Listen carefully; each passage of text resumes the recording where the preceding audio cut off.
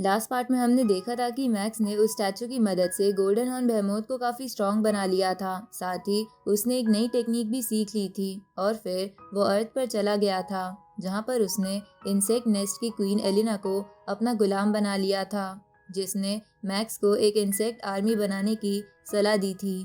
तो मैक्स इसके लिए मान गया था, जिसके बाद मैक्स एवा के साथ घूमने चला गया था। अब आगे इस पार्ट की शुरुआत में हम देखते हैं कि एवा और मैक्स अर्थ की मार्केट में घूम रहे थे, जहां एवा मैक्स से कहती है कि आज हम पुराने कपड़ों में घूमते हुए काफी अच्छे लग रहे हैं। ऊपर से तुम अब बहुत फेमस हो गए हो, इसलिए तुम अपना आर्मर यहाँ नहीं पहन सकते, वरना तुम्हें कोई पहचान लेगा। इसके बाद वो इधर उधर घूमने लगते हैं, जहाँ मैक्स अर्थ की टेक्नोलॉजी को देखकर हैरान हो गया था, क्योंकि अर्थ पर अब सफाई का काम रोबोट्स करते थे। साथ ही अर्थ पर नई नई कार्स भी आ गई थी। उसी वक्त मैक्स देखता है कि जिस एकेडमी में वो पहले पढ़ता था, वहाँ के बोर्ड पर उसकी और एवा की बहुत बड़ी फोटो लगी हुई है, जिसमें लिखा था कि ये दोनों इसी स्कूल के एलिमनी हैं। तो ये देखकर वो खुश हो जाते हैं। जिसके बाद मैक्स बोलता है कि अर्थ पर पहले भी ये चीज़ें इसी जगह पर थी और आज भी यहीं पर है। अब वो दोनों एक बर्गर शॉप पर जाते हैं, जहाँ एवा और मैक्स शादी से पहले आया करते थे। तो बर्गर शॉप पर बैठने के बाद एवा मैक्स से कहती है कि जब अर्थ का डेवलपमेंट प्रोजेक्ट स्टार्ट हुआ था, तब ये डिसाइड कर लिया गया था कि अर्थ की कुछ खास लोकेशन को चेंज नहीं करा जाएगा, बस उसे रीडेवलप करा जाएगा। अब एवा एक हाई टेक फोन से उन दोनों का मील ऑर्डर करती है, जिसके बाद वेटर तुरंत ही उन दोनों का ऑर्डर ले आती है, जिसे एंजॉय करते हुए मैक्स कहता है कि इसका टेस्ट तो आज भी पहले जैसा ही है। उसी वक्त मैक्स देखता है कि वहाँ पर एक मोटा सा लड़का बॉडीगार्ड्स के साथ था, जो एक स्टूडेंट को बुली कर रहा था। साथ ही उसने उस स्टूडेंट को पीटा भी था। तभी वो स्टूडेंट मोटे से कहता है कि तुम ऐसा नहीं कर सकते, ये यांगजाओ सिटी है, मैं तुम्हारी कंप्लेंट पुलिस में कर दूंगा। इस पे वो मोटा कहता है कि ये पूरी सिटी मैक्स फैमिली की है, और ना केवल ये सिटी बल्कि ये पूरी मिल्की वे गैलेक्सी मैक्स फैमिली की है, और मैं उसी मैक्स फैमिली के एक मेंबर का दोस्त हूँ, इसलिए तुम्हें यहाँ कोई नहीं बचा सकता।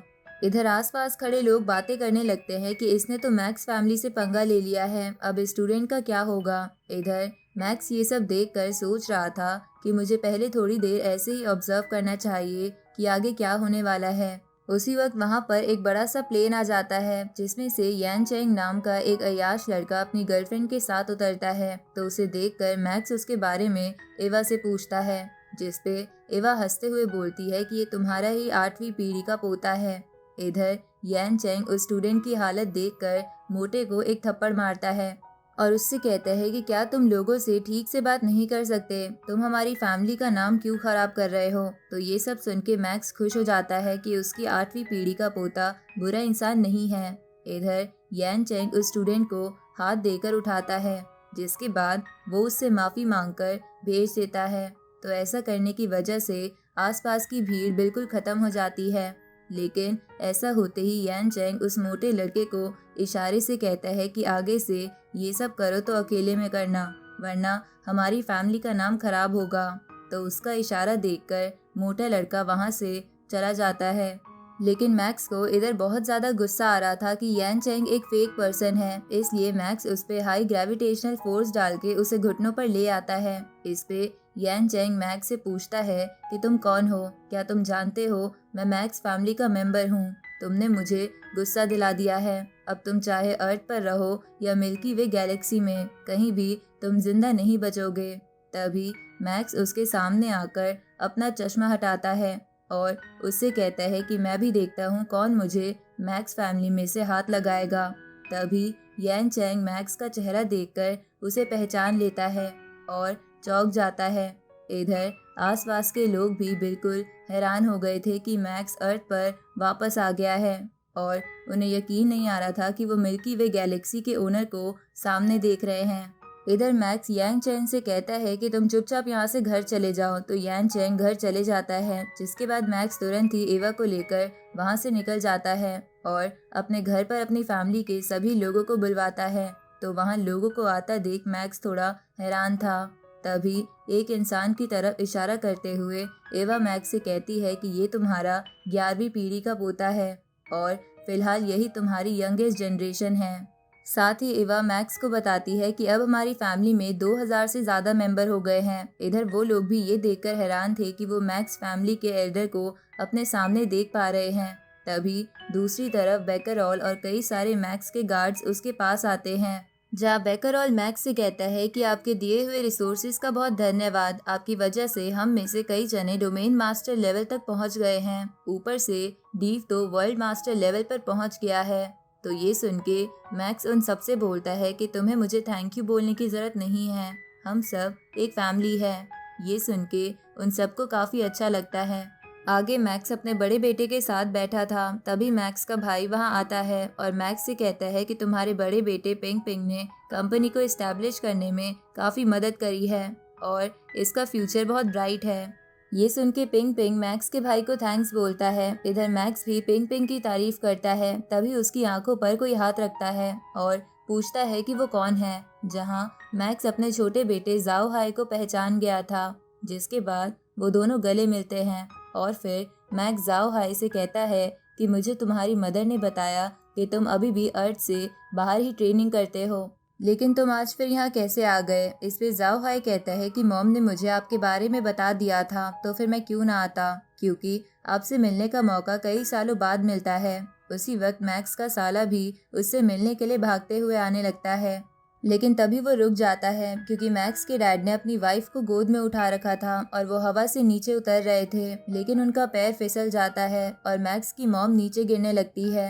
ये देखकर मैक्स अपनी मॉम को बचाने के लिए जाता है, लेकिन तभी मैक्स का भाई उससे कहता है कि डैड तुम्हारे रिसोर्सेज की वजह से अब यूनिवर्स लेवल पर पहुंच गए हैं, इसलिए तुम्हें उनकी चिंता नहीं करनी चाहिए।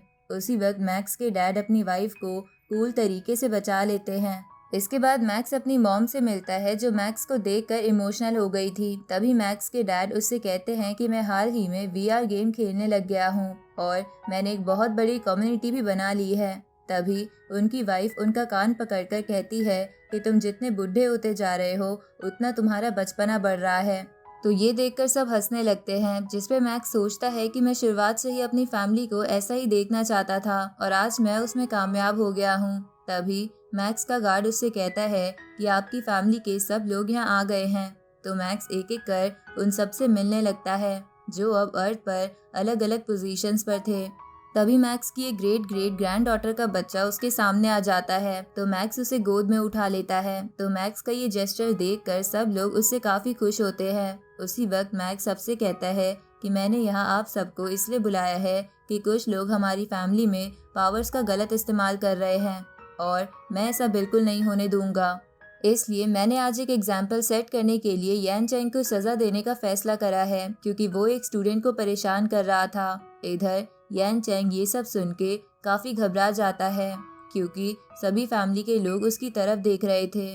तभी मैक्स उससे कहता है कि ये पार्टी एंजॉय करके सीधा अपने घर चले जाना, क्योंकि मेल पर तुम्हें तुम्हारी सज़ा बता दी जाएगी। तो ये सुन के यान चैंग रोते हुए अपना सर झुका लेता है, क्योंकि वो मैक्स के खिलाफ नहीं जा सकता था। आगे सब पार्टी एंजॉय करने लगते हैं और मैक्स एवा के पास आ जाता है, जहां एवा मैक्स से कहती है कि हमने इन्वेस्टिगेट करा है कि यान चैंग ने कोई बड़े बड़े क्राइम्स नहीं करे हैं, इसलिए उसे 10 साल तक माइन में काम करने की सज़ा दे दी गई है। इस पे मैक्स कहता है कि तुमने ये अच्छा किया, इसकी वजह से बाकी फैमिली मेम्बर्स गलतियाँ नहीं करेंगे। इसके बाद एवा मैक्स से बोलती है कि पार्टी के बाद मैं तुम्हें कुछ दिखाना चाहती हूँ।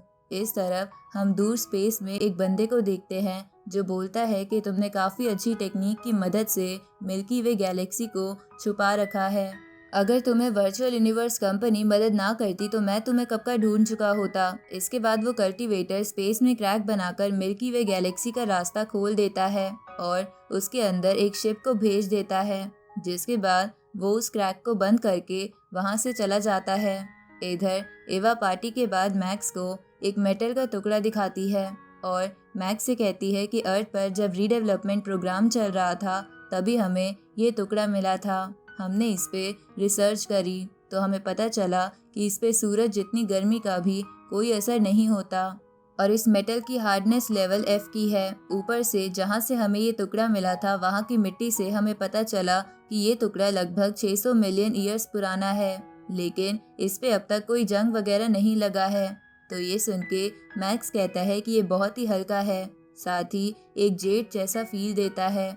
इधर बबाता उस मेटल के टुकड़े के बारे में इंफॉर्मेशन निकालने की कोशिश करती है, लेकिन उसे कुछ नहीं मिलता। तो मैक्स कहता है कि इसके बारे में ना वर्चुअल यूनिवर्स कंपनी में कुछ है, ना गोल्डन हॉर्न बेहेमोथ की मेमोरी में इससे रिलेटेड कुछ है। ये सुन के एवा मैक्स से कहती है कि क्या इसके बारे में पता लगाने का कोई और तरीका है।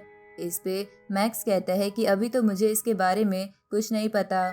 इस तरफ हम उसी स्पेसशिप को देखते हैं जो मिल्की वे गैलेक्सी में आ गई थी, जिसके बाद वो स्पेसशिप खुद को इनविजिबल कर लेती है और उस स्पेसशिप का एआई शिप में बैठे लोगों से कहता है कि हम अपनी डेस्टिनेशन पर पहुंचने वाले हैं और फिर हम अपना जासूसी का काम शुरू कर सकते हैं। इधर उस शिप में बैठा एक बंदा कैप्टन से पूछता है कि हमें जिस अनडाइंग लेवल के बंदे ने यहाँ भेजा है, क्या आप उसे जानते हो? क्योंकि मैं कभी भी स्पिरिचुअलिटी वाले अनडाइंग लेवल वाले कल्टीवेटर से नहीं मिला हूँ। इस पे वो कैप्टन उसे डांटते हुए कहता है कि हम लोग ये बात जानने के अभी लायक नहीं हैं। हमारा करंट टास्क अर्थ पर छुप के मैक्स के बारे में इंफॉर्मेशन कलेक्ट करना है और मौका मिले तो उसे मार देना है, क्योंकि हमारे मास्टर अपना प्लान एग्जीक्यूट करना चाहते हैं।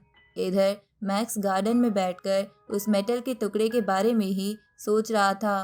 तभी वो उस पर स्पिरिचुअल पावर इस्तेमाल करने की कोशिश करता है, पर उस पर स्पिरिचुअल पावर का कोई असर नहीं होता, बल्कि वो स्पिरिचुअल एनर्जी उस मेटल के टुकड़े के अंदर ही घुस जाती है। लेकिन ऐसा होने की वजह से मैक्स देख पा रहा था कि उस मेटल के टुकड़े में काफ़ी ज़्यादा बैरियर्स बने थे। अब मैक्स उस एनर्जी को ड्रिल में बदलकर उन बैरियर्स को तोड़ने की कोशिश करने लगता है, पर अचानक से मैक्स की ड्रिल रुक जाती है, जिसके बाद मैक्स को इल्यूजन आने लगता है कि अर्थ पर कई सारे मॉन्स्टर्स ने हमला कर दिया है। साथ ही उसे कई सारे और भी इल्यूजन्स आ रहे थे कि वो मरने वाला है, और ये सब इतनी स्पिरिचुअल पावर इस्तेमाल करने की वजह से हो रहा था। तभी मैक्स अचानक से इल्यूजन से बाहर आ जाता है, जहाँ उसके फेस पर पसीने ही पसीने थे। अब मैक्स बबाता से कहता है कि मुझे इस मेटल के टुकड़े में एक सिंबल मिला है, क्या तुम इसे पहचानती हो? तो इस पे बबाता कहती है कि ये सिंबल नहीं बल्कि लैंग्वेज है यानशेंग क्लैन की। तो मैक्स उस क्लैन के बारे में पूछता है। इस पे बबाता बताती है कि वो एक मिस्टीरियस और स्ट्रॉन्ग क्लैन है और उसके लोग आउटसाइड वर्ल्ड से ज़्यादा नहीं मिलते। साथ ही उनके क्लैन मेंबर्स भी काफ़ी कम हैं, लेकिन वो सभी काफ़ी स्ट्रॉन्ग है और मैं बस इतना ही उस क्लैन के बारे में जानती हूँ। उसी वक्त वहाँ पर जियानवो किंगडम का बिजनेस हेड मैक्स को वीडियो कॉल करता है।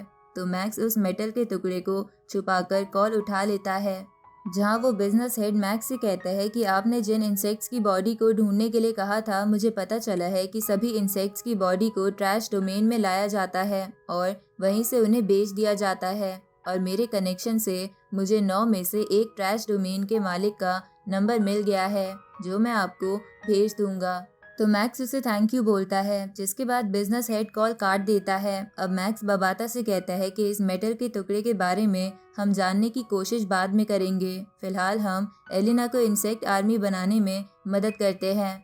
इधर हम वर्चुअल यूनिवर्स कंपनी में एक बंदे को कई सारे बॉडीगार्ड्स के साथ देखते हैं, जिसे एक दूसरा बंदा कहता है कि आपको क्या सच में मैक्स से मिलना है? आप चाहो तो मैं उससे मिल सकता हूँ। जिस पे वो बंदा कहता है कि मैक्स मंकी टीचर का स्टूडेंट है, इसलिए मुझे ही स्पेशली उससे मिलना होगा। अब उस बंदे के ये बोलते ही ये पार्ट यहीं ख़त्म होता है।